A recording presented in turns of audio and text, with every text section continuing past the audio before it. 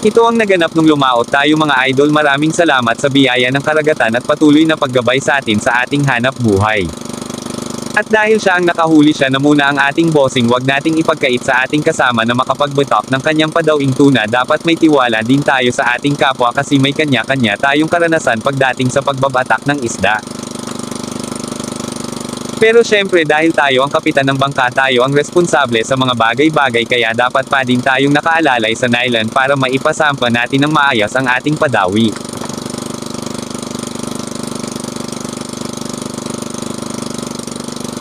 Dapat palaging nakalagay sa safe na lugar yung ating bato-bato para maiwasan natin ang disgrasya kasi once naman laban ang tuna ay pwede itong tumama sa atin o kaya naman ay sumabit kung saan-saan, kaya dapat palagi tayong nasa safe na posisyon.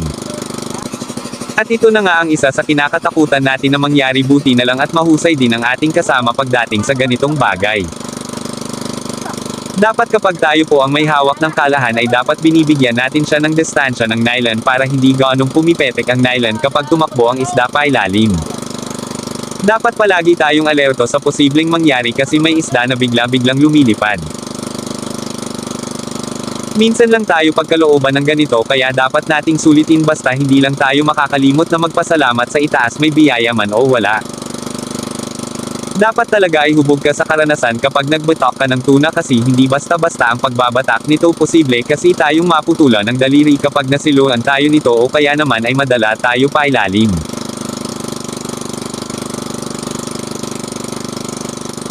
At sa part na ito ay mas dapat tayo maging maingat kasi mas manipis na ang nylon na ating hinawakan kapag ganitong nasa dohi na ay dalawa na ang ating nararamdaman. Excited na may kunting kaba dahil malapit na nating makita ang isda.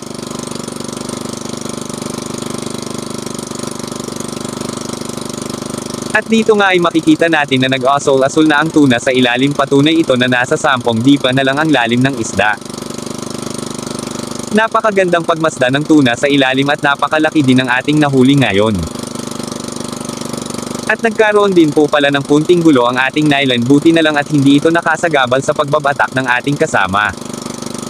Kapag ganitong malapit na po kasi ang isda ay dapat hindi muna bigyan ng dahilan para makapanglaban pa ang tuna kasi kapag huminto ka ng pagbabatak dito ay saka naman ito kakaripas ng langoy pa ilalim, kaya dapat hindi tayo makampante sa part na ito. At dapat din nabilasan natin ng kunti ang pagbabatak natin kasi kusa nang lumulutang ang tuna, kusa na siyang sumusunod sa pagbatak natin dahil din yun sa sobrang pagod na ng isda. At kapag ganito na ang sitwasyon ay dapat tayo maging alerto tayo sa paggaganso ng isda. Dapat ay nakaharap ang isda sa malayo, wag po nating gagansuhin ang isda kapag nakaharap sa bangka, pero syempre depende din yun sa sitwasyon. Ganito po ang tamang paggaganso, kapag tinamaan natin ay diretso angat agad ang isda para mapalo ng ating kasama. Paki-follow, like, share and subscribe naman po sa ating YouTube channel at FB account at TikTok mga idol.